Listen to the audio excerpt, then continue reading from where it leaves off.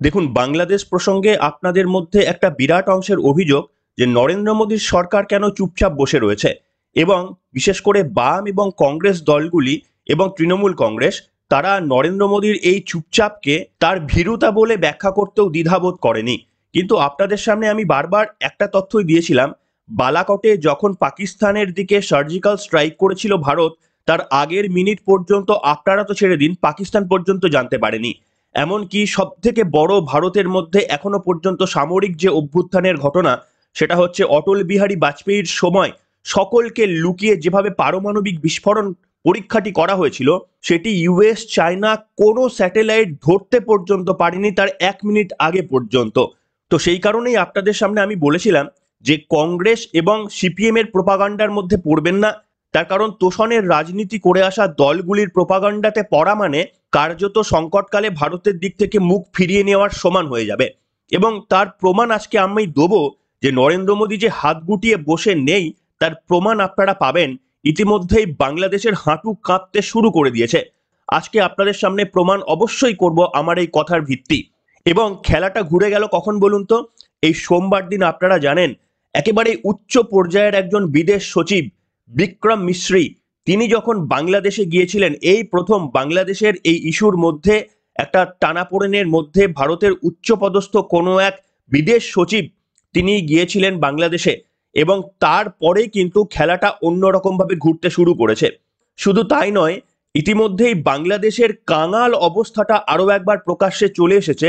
সেই জন্য মোহাম্মদ ইউনূসের সরকার বেশ কয়েকদিন ধরে লাগাতার ভারত বিরোধী পদক্ষেপ নিলেও এবারে তারা নতজানু হতে শুরু করেছে, এবং এর পিছনে রয়েছে নরেন্দ্র মোদীর সুকৌশল। আজকেই সেটা আপনাদের সামনে বর্ণনা করব। নমস্কার, welcome to simple as ABC. আপনাদের সকলকে স্বাগত জানিয়ে শুরু করছি আজকের বিশেষ বিশেষ খবর। দেখুন, আপনারা সকলেই জানেন, ওপার বাংলার যে সমস্ত মিডিয়াগুলো যদি আপনারা শুনে থাকেন, তারা প্রায় সকলেই এক সুরে বলছে যে ভারতে নাকি একটা প্রোপাগ্যান্ডা চলছে। কি প্রোপাগ্যান্ডা? না, বাংলাদেশে নাকি মাইনরিটিদের উপর কোনো অত্যাচারই হয়নি। অথচ সোশ্যাল মিডিয়ায় এর ভুরি ভুরি এক্সাম্পল আমরা দেখতে পাচ্ছি। তবে হ্যাঁ, আমি তো নিজে গিয়ে সেখানে সরজমিনে খতিয়ে দেখিনি যে বাংলাদেশে অত্যাচার হচ্ছে কিনা, কিন্তু বিভিন্ন দিক থেকে ইন্টারন্যাশনাল পত্রিকা থেকেও পর্যন্ত আমি পড়াশোনা করে এটা নিশ্চিত হয়েছি যে বাংলাদেশে মাইনরিটিদের ওপর অত্যাচার হচ্ছে, এটা জেনেও মোহাম্মদ ইউনূসের সরকার এতদিন পর্যন্ত চুপচাপ বসে রয়েছে। অবাক ব্যাপার হচ্ছে, এই ঘটনাগুলো যখন ভারতীয় সংবাদ মাধ্যম দেখাচ্ছে, তখন এক সুরে বাংলাদেশের প্রত্যেকটি চ্যানেল, এমনকি মোহাম্মদ ইউনূসের সরকার পর্যন্ত, তারা বলছে এটা একটা প্রোপাগান্ডা, সে দেশে নাকি হিন্দুদের ওপর কোনো অত্যাচারই হয়নি, এটা ভারত বিকৃতভাবে দেখাচ্ছে। আপনারা হয়তো অনেক ক্ষেত্রেই শুনেছেন, কিন্তু অবশেষে বাংলাদেশ মেনে নিল যে বাংলাদেশে হিন্দুদের ওপর অত্যাচার হচ্ছে, এবং মেনে নিয়েছে বলেই মোহাম্মদ ইউনূসের প্রশাসন 70 জনকে গ্রেপ্তার করেছে মাইনরিটি অত্যাচারের জন্য অক্টোবর মাস পর্যন্ত, এবং তাদেরকে 88টি কেস দেওয়া হয়েছে। সেই তথ্যে, বিস্তারিত তথ্যে আপনাদের সামনে আসবো, কিন্তু তার আগে দেখাবো যে ভারত নাকি প্রোপাগান্ডা করছে সে দেশে মাইনরিটিদের উপর কোনো অত্যাচারই হয়নি। এটা যে শুধুমাত্রই বাংলাদেশের গণমাধ্যমগুলো বলছে এমনটা নয়, মোহাম্মদ ইউনূস পর্যন্ত এই কয়েক সপ্তাহ আগে এই তথ্য দিয়েছিলেন। কি বলেছিলেন তিনি, শুনুন আপনারা। আমাদের এই পুরো পরিবর্তনটাকে ভারতীয় মিডিয়া আমাদের এই পুরো পরিবর্তনটাকে এত বিকৃত করে প্রচার করছে, এবং এমন এটাকে সেটা মাইনরিটিদের উপরে আঘাত এটা করছে টরছে। তো এই সম্বন্ধে আপনার কি কোনো উদ্বেগ? আমরা সবসময় বলে আসছি যে এটা প্রপাগান্ডা, মিথ্যা জিনিস ইত্যাদি বলি, তোমাদের লেখা টেখা বলে দেখাই কি হয়েছে। যখন মোদীর সঙ্গে, তখন তো একদম টাটকা টাটকা অবস্থা, মোদীর সঙ্গে যখন কথা হয়েছে, মোদীও বললো যে এখানে সংখ্যালঘুদের উপরে হামলা হয়েছে ইত্যাদি ইত্যাদি আমারে বললো। তা বললো যে হ্যাঁ তুমি বলেছো, এটা সবটা প্রপাগান্ডা, সবটা মিথ্যা প্রচার। বলে কেন? তা বললাম যে এটা দেখতে হলে তুমি তোমার লোকজন, সাংবাদিকদের এখানে পাঠাও, এ তো মুক্ত জায়গা, সাংবাদিকরা আসলে ঢুকু, কোথায় যেতে চায় যা, কেউ তো পাঠা দেবে না এখানে। ওরা বলুক এখান থেকে। ইন্ডিয়ান জার্নালিস্টরা কি এসেছে না আসেই নাই? মানে আমাদের কোনো অ্যাপ্লাই আসেনি, তখন অল্প কয়েকজন হতে এসছে। তারপর পরে তো দেখলাম না, ইন্ডিয়ান জার্নালিস্ট আসতে আরম্ভ করলো, কিন্তু নেগেটিভ চেঞ্জ হলো না, নেগেটিভ চেঞ্জ হলো না। এটাই আমাদের দুঃখ আর কি। এখনো ভারতীয় সাংবাদিক আছে, সকালেও ভারতীয় সাংবাদিকদের সঙ্গে কথা বললাম। শুনলেন বন্ধুরা, একেবারে পরিষ্কার করে বললেন তিনি যে এপার বাংলায় অর্থাৎ ভারতবর্ষে সেটা নাকি প্রোপাগান্ডা চলছে, ওপার বাংলায় হিন্দু নিধন যে যজ্ঞগুলো চলছে সেটা একটা প্রোপাগান্ডা বলে স্বয়ং স্বীকার করলেন মোহাম্মদ ইউনূসের প্রশাসন। তিনি করতেই পারে, আমাদের কোনো আপত্তি নেই, তার কারণ তার দেশে কি ঘটনা ঘটছে সেটা তিনি নিজে ভালো করে জানতে পারবেন, তিনি মুখ্য উপদেষ্টা। কিন্তু সব থেকে বড় ব্যাপার, এখানে আরো একটা প্রসঙ্গ আমি উল্লেখ করব, তিনি ভারতের প্রধানমন্ত্রী, 140 কোটি দেশের নির্বাচিত প্রধানমন্ত্রী, তাকে মোদি বলে কথা বলছেন। দেখুন, আমার যেটুকু জানা রয়েছে, নরেন্দ্র মোদী না তার বন্ধু না তার রাজনৈতিক কলিগ, তার এইটুকু শিষ্টাচার শেখা উচিত। বাংলাদেশের মুখ্য উপদেষ্টা হিসেবে তার এইটুকু শিষ্টাচার শেখা উচিত যে কোনো অন্য একটা দেশের প্রধানমন্ত্রীকে শুধুমাত্রই তার টাইটেল দিয়ে সম্বোধন করা যায় না, এবং তার আগে কোনো স্যালুটেশন ব্যবহার না করে তিনি মিস্টার মোদি বলতে পারতেন কিংবা পুরো নাম বলতে পারতেন। সেটা না করে শুধু মোদি এমন বলছিলেন যে দুজনাই পাশাপাশি বসে চা খান প্রত্যেকদিন সন্ধ্যাবেলায়, তো এমনটা নয়। তো এটাই হচ্ছে সংস্কৃতির তফাৎ। ভাবুন তো, ভারতের প্রধানমন্ত্রী যদি কোনো বক্তব্য রাখতে গিয়ে বলতেন যে ইউনূসের সঙ্গে আমার কথা হয়েছে, ইউনূস আমাকে এই সব বলেছে, এটা কি ভারতের প্রধানমন্ত্রী কোনোদিন করবেন? কোনোদিন করবেন না। তো আমার মনে হয় মুখ্য উপদেষ্টা শান্তির নোবেল পেতে পারেন, কিন্তু শিষ্টাচার তার এখনো শেখা বাকি রয়েছে। যাই হোক, সেটা অন্য প্রসঙ্গ। কিন্তু আপনারা যে এই বক্তব্যটা শুনলেন, তার মানে মোহাম্মদ ইউনূস কি বলছেন? যে বাংলাদেশে হিন্দুদের উপর অত্যাচারের যে ঘটনা সেটা একটা প্রোপাগান্ডা, এটা আদতে ঘটেনি বলে আপনারা নিজের কানে শুনলেন। এটা কিন্তু বেশি পুরনো দিনের বক্তব্য নয়, সম্ভবত এই 2 সপ্তাহের মধ্যেই এই বক্তব্যটা তিনি বাংলাদেশের মিডিয়াকে দিয়েছেন। কিন্তু বাস্তব চিত্রটা কি, আসুন আপনাদের দেখাই।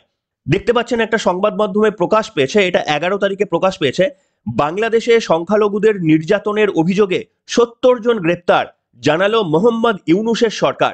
কি ঘটনা ঘটেছে না, বাংলাদেশের প্রশাসনের তরফ থেকে জানানো হয়েছে গত 5ই আগস্ট থেকে 22শে অক্টোবর পর্যন্ত সংখ্যালঘুদের উপর অত্যাচারের অভিযোগে 70 জনকে গ্রেপ্তার করা হয়েছে। এবং এটাই শেষ নয়, এর পরেও যে অশান্তির ঘটনা ঘটছে তারপরেও বাংলাদেশ প্রশাসন অ্যাকশন নেবে, এবং টাইম টু টাইম কতজনকে মাইনরিটির ওপর আক্রমণের জন্য গ্রেপ্তার করা হচ্ছে সেই তথ্য তারা এবার থেকে জানাতে থাকবে।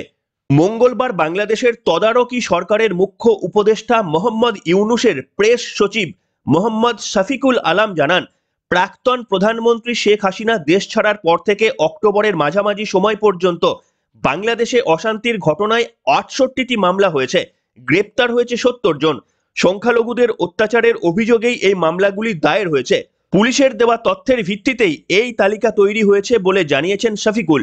আসুন আপনাদের বাংলাদেশের প্রেস সচিবের একটি বক্তব্য শোনাবো। ঠিক তিনি বলছেন যে 70 জনকে গ্রেপ্তার করা হয়েছে মাইনরিটির ওপর আক্রমণের জন্য, এবং তারা টাইম টু টাইম কতজনকে আরো গ্রেপ্তার করা হলো, তার কারণ যেহেতু ঘটনাটা তার পরেও চলেছে, অক্টোবরের পরেও চলেছে, তাই কতজনকে গ্রেপ্তার করা হচ্ছে সেই সংখ্যাটাও তারা জানাতে থাকবেন এবার থেকে। শুনুন কি বলেছেন তিনি, শুনুন। আমরা একটা পুলিশের থেকে আমরা একটা প্রতিবেদন পেয়েছি, তারা বলছে যে মোট 70 জন সোফার অ্যারেস্টেড হয়েছেন এই কয়েকটা ঘটনায়, এবং এটা চলমান। এটা আমরা আরো বেশ কিছু 88টা কেস হয়েছে। আমরা এই যারা এই মূলত এটা হচ্ছে অক্টোবর পর্যন্ত, এরপরে যেগুলোর কেস সেগুলোর ক্ষেত্রেও বেশ কিছু কেস, এটা আমরা কালকে নাগাদ এটা টোটালটা ওরা ট্যালি করছে, তো সারা বাংলাদেশ থেকে এটা নেওয়ার জন্য সেই ট্যালির উপরে আমরা আরো আপনাদেরকে ইলাবোরেট একটা প্রেস রিলিজ দিব যে অ্যারেস্ট হয়েছে, অ্যারেস্টের সংখ্যা আরো বাড়বে এবং কেসের সংখ্যাও 2-1টা বাড়তে পারে। আপনারা জানেন যে সুনামগঞ্জে একটা ঘটনা ঘটেছে এবং কিছু কিছু জায়গায় কয়েকটা, চিটাগাংয়ে 2-1টা ঘটনা ঘটেছে, ঢাকায় তুরাগ থানায় একটা ঘটনা ঘটেছে, নরসিংদীতে একটা ঘটনা ঘটেছে। তো আমরা সেগুলোর প্রত্যেকটাই আমরা আপনাদেরকে ডিটেলগুলো দিব। এখন থেকে আপনারা যেন মাইনরিটি রিলেটেড কোনো সংখ্যা যদি আপনারা চান, কেস বা কতজন অ্যারেস্ট করছেন, আমরা আশা করছি যে এটা আমরা আপনাদেরকে নিয়মিত এটাকে আপডেট দিব। তাহলে এবার আপনারা বলুন যে যে মোহাম্মদ ইউনূসের আপনাদের বক্তব্যটা শোনালাম, তিনি বললেন প্রোপাগান্ডা, অথচ তাদেরই পুলিশ নাকি মাইনরিটিদের উপর আক্রমণ হচ্ছে এই অভিযোগে গ্রেপ্তার করেছেন 70 জনকে 88টি মামলায়। তাহলে কে মিথ্যা বলছেন, নাকি মোহাম্মদ ইউনূস দ্বিচারিতা করছেন? আমরা প্রথম দিন থেকেই বলছি তিনি শান্তিতে নোবেল পুরস্কার পেতে পারেন, কিন্তু আমার মনে হয় অশান্তি তার মতো কিভাবে জিইয়ে রাখতে হয় এমনটা অনেকেই জানেন না। তো সেই কারণে যে মোহাম্মদ ইউনূস মাইনরিটিদের উপর আক্রমণকে প্রোপাগান্ডা বলছিলেন, তাদেরই পুলিশ বলছে যে 70 জনকে গ্রেপ্তার করা হয়েছে 88টি মামলায়, এবং শুধু এটাই শেষ নয়, তারা ক্রমাগত এই কাজটি করতে থাকবেন এবং সেই তথ্যটাও দিতে থাকবেন। তাহলে এবার পরিষ্কার হলো যে বাংলাদেশের প্রোপাগান্ডাটা কি। এটা ভারতের প্রোপাগান্ডা নয়, ভারতের মিডিয়ার প্রোপাগান্ডা নয়। ভারতের মিডিয়া যা দেখাচ্ছে, হ্যাঁ নিশ্চিতভাবে তাতে কিছু অংশ অসত্য থাকলেও থাকতে পারে বা অর্ধসত্য থাকলেও থাকতে পারে, কিন্তু মূল বিষয়টি যে ঠিক সেটা বাংলাদেশের প্রশাসনই তারা বলে দিল যে 70 জনকে অ্যারেস্ট করা হয়েছে হিন্দুদের উপর আক্রমণের জন্য। এবার আপনাদের কাছে বলি যে এই ঘটনাটা কেন ঘটলো বা কখন ঘটলো একটু খেয়াল করেছেন? বিক্রম মিশ্রি বাংলাদেশে যখন গিয়েছিলেন ভারতের বিদেশ সচিব সোমবার, ঠিক তার পরের দিন অর্থাৎ মঙ্গলবারই কিন্তু এই তথ্য আমাদের হাতে আসলো। বিক্রম মিশ্রি বাংলাদেশে গিয়ে বাংলাদেশের পররাষ্ট্র সচিব মোহাম্মদ জসিমউদ্দিনের সঙ্গে বৈঠক করেছিলেন, তারপর পররাষ্ট্র উপদেষ্টা তৌহিদ হোসেনের সঙ্গে এবং পরে প্রধান উপদেষ্টা মোহাম্মদ ইউনূসের সঙ্গে সৌজন্য সাক্ষাৎ করেন। তারপরেই দেখুন সোমবার এই বৈঠক করেন, তারপরেই মঙ্গলবার বাংলাদেশের প্রেস সচিব জানাচ্ছেন যে মাইনরিটিদের আক্রমণের জন্য 70 জনকে গ্রেপ্তার করা হয়েছে। তাহলে কি বিক্রম মিশ্রি বাংলাদেশে গিয়ে একটু কি টাইট দিয়ে এসেছেন? যারা বলছিলেন নরেন্দ্র মোদীর কথা বলছে না কেন, কথা বলার থেকে কাজে করে দেখানোটাই কি বেশি পছন্দযোগ্য নয় আপনাদের কাছে? যে বাংলাদেশ এতদিন ধরে চুপচাপ ছিল সেই বাংলাদেশ বলছে যে অক্টোবর পর্যন্ত 70 জনকে গ্রেপ্তার করা হয়েছে 88টি মামলায়। তাহলে এতদিন তারা বলেননি কেন? কবে তারা বলছে? না যবে দ্বিপাক্ষিক আলোচনা হয়েছে। তাহলে ভারত এমন কিছু তথ্য কি দিয়ে এসেছেন যে আমাদের হাতে কিন্তু সমস্তটাই রয়েছে, রিমোট কন্ট্রোলটা আমাদের হাতে রয়েছে, আশা করি সেটি ব্যবহার আমাদের করতে হবে না, এমন কি কোনো হুঁশিয়ার বার্তা দ্বিপাক্ষিক আলোচনায় ভারত দিয়ে এসেছে মিছরির ছুরির মতো করে? সেই কারণে কি ভুল বদলে গেল মোহাম্মদ ইউনূসের, যিনি বলছিলেন যে মাইনরিটিদের ওপর আক্রমণটা প্রোপাগান্ডা, তারই পুলিশ বলছে যে না তাদের মাইনরিটির আক্রমণ হয়েছে এবং সেই কারণে 70 জনকে গ্রেপ্তার করা হয়েছে? এটাই কি কারণ? শুধু এটাই কারণ এমনটা আমি বলছি না, আরো কারণ রয়েছে। আসুন আপনাদের দেখাতে শুরু করি, যেটা প্রথম দিন থেকেই আপনাদের বলছি। দেখুন, ভারতের ওপর আত্মনির্ভরশীল ছাড়া বাংলাদেশের কোনো ভবিষ্যৎ নেই। যারা যতই বলছে, আপনারা জানেন বাংলাদেশ চেষ্টা করেছিল যে আলু, পেঁয়াজ, রসুন যেগুলো ভারত থেকে তারা আমদানি করে, তারা চেষ্টা করছিল এবার অন্য কোনো দেশ থেকে যেন সেগুলো তারা আমদানি করতে পারে, সেই চেষ্টা তারা করছিল। সেই কারণে জার্মানি সহ একাধিক দেশ থেকে, রাশিয়া, অন্যান্য দেশ থেকে এগুলো আমদানি করা যায় কিনা সেগুলো তারা পর্যালোচনা করেছিলেন। কিন্তু পর্যালোচনা করে কি দেখেছেন জানেন? যে ভারতের কাছ থেকে কিনতে যে টাকা তাদের খরচ হয় এই সমস্ত নিত্য প্রয়োজনীয় জিনিসগুলো, তার ডবল টাকা লাগবে যদি অন্য দেশ থেকে তাদের আমদানি করতে হয়। এমনি কাঙালির একটা দেশ, নুন আনতে যাদের পান্তা ফুরিয়ে যায়, তারা ভারতের কাছ থেকে না এনে বেশি টাকায় রাশিয়া, জার্মানির কাছ থেকে আলু, পেঁয়াজ কিনবে, এমন দিবাস্বপ্ন অন্তত মোহাম্মদ ইউনূসের প্রশাসন দেখবে না। এবং সেই কারণেই যারা খুব বড় বড় বক্তৃতা দিচ্ছিল যে আমরা আত্মনির্ভর হব, এমনকি বাংলাদেশের রাজনৈতিক নেতৃত্ব যেমন রিজভী, তিনি বলছেন দরকার হলে আমরা ছাদে পেঁয়াজ চাষ করব, কিন্তু ভারতের পণ্য আমরা বর্জন করব। এই রকম যারা বিভিন্ন রকমের বক্তব্য দিচ্ছিলেন তাদের জন্য আমি একটা খবর দেখাতে চাই। রাজনীতিকে সরিয়ে রেখে ভারত থেকে আরো 100 টন চাল কিনলো বাংলাদেশ, সীমান্ত পেরোলো রবিবার। ফুলবাড়ি বাংলাবান্ধা সীমান্ত হয়ে 4টি চাল বোঝাই ট্রাক প্রবেশ করেছে বাংলাদেশে, যেখানে 100 টন চাল পৌঁছে গিয়েছে বাংলাদেশে। কাজেই বুঝতে পারছেন, যাতে মাতাল তালে ঠিক। দেখবেন অনেক মাতালরা রয়েছে, তারা একেবারে বিভিন্ন রকমের মাতলামি করে, রাস্তায় শুয়ে পড়ে, অথচ তারা কিন্তু লক্ষ্য রাখে পকেটে মানি ব্যাগটা ঠিকঠাক রয়েছে কিনা, কারণ বাড়ি ফিরতে হবে। তা বাংলাদেশের যে সমস্ত মৌলবাদী নেতারা রয়েছেন তারা বলছেন যে বাংলাদেশের পেঁয়াজের নাকি বেশি ঝাঁঝ ভারতের পেঁয়াজের থেকে, বাংলাদেশের মরিচ অর্থাৎ কাঁচা লঙ্কার নাকি বেশি ঝাল ভারতের কাঁচা লঙ্কার থেকে। এই সমস্ত মুখে বলছেন বটে, বউয়ের একটা শাড়ি এসে পুড়িয়ে দিচ্ছেন বটে, কিন্তু হাস্যকরভাবে এবং খুব স্বাভাবিকভাবেই ভারত থেকে চাল, গম এই সমস্ত আমদানি যেমনটা করা হয় তেমনটাই তারা আমদানি করতে শুরু করে দিয়েছেন। তার কারণ তাদের হাতে দ্বিতীয় কোনো পন্থা নেই। এমন কোনো বড় লোক একটা দেশ নয় তারা, এমন কোনো ডলার তাদের হাতে এই মুহূর্তে সংরক্ষিত নেই যে ভারতবর্ষকে এড়িয়ে ডবল দামে তারা জার্মানি বা অন্যান্য দেশ থেকে এই সমস্ত জিনিস সংগ্রহ করতে পারেন। এবং শুধু তাই নয়, আপনাদের আরো একটা তথ্য দিই, যে তথ্যটা আপনাদের জানাটা প্রয়োজন।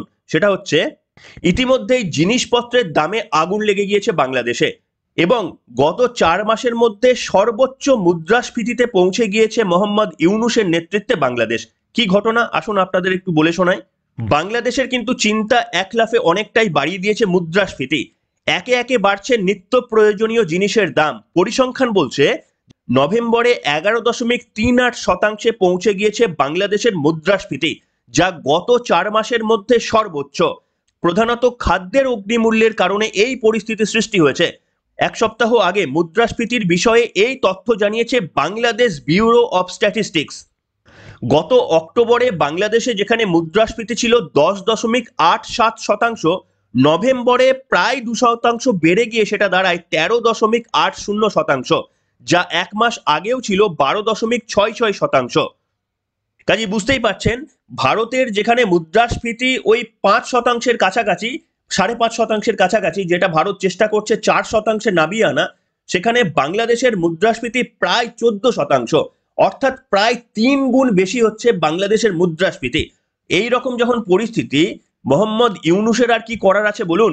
এমনি তো মৌলবাদীদের একবদ্ধ করার জন্য, তার নিজের প্রধানমন্ত্রীর উপদেষ্টা হিসাবে তার স্থায়িত্ব আরো দীর্ঘমেয়াদী করার জন্য একদিকে যেমন মৌলবাদীদের তাকে ধোঁয়া দিতে হবে, তেমনি আবার তিনি খুব ভালো করেই তো জানেন যে ভারতের বিপক্ষে যাওয়াটা তাদের পক্ষে দুষ্করই নয়, একেবারেই অসম্ভব। যতই তারা বলুক যে পাকিস্তানের সঙ্গে তারা বন্ধুত্বপূর্ণ আচরণ করবে, তারা বিভিন্ন জিনিস অন্যান্য দেশ থেকে কিনবে, কিন্তু সেটা যে করার জন্য রাষ্ট্রের কাছে একটা প্রচুর ডলার সঞ্চিত থাকার কথা, সেই ব্যাকবোনের জোর কি বাংলাদেশের রয়েছে? সেটা কোনোদিনই নেই। সেই কারণে যতই হুঙ্কার দিক আর যতই করুক, ভারতের কাছে খুঁটিটি বাঁধা রয়েছে। আর সেই জন্যই আপনাদের বলেছিলাম, অহেতুক নরেন্দ্র মোদী কেন বিবৃতি দিচ্ছেন না, এই নিয়ে কোনো রকমের আপনাদের চিন্তার কোনো কারণ নেই। সে ঘন্টাখানেক সঙ্গে সুমনে যতই 2 ঘন্টা ধরে আলোচনা হোক না কেন, যে ওপার বাংলার মৌলবাদীদের কেন উত্তর দিচ্ছেন না নরেন্দ্র মোদী সরকার, 56 ইঞ্চি কি তাহলে শুকিয়ে গেল?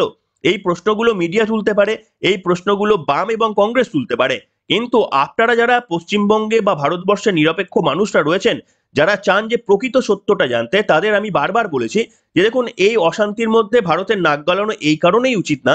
তার কারণ, একটা বাঘ আর বেড়ালের মধ্যে যদি লড়াই হয়, আর বাঘ যদি বারবার হুঙ্কার ছাড়ে, তাহলে সেটা বড়ই বেমানান।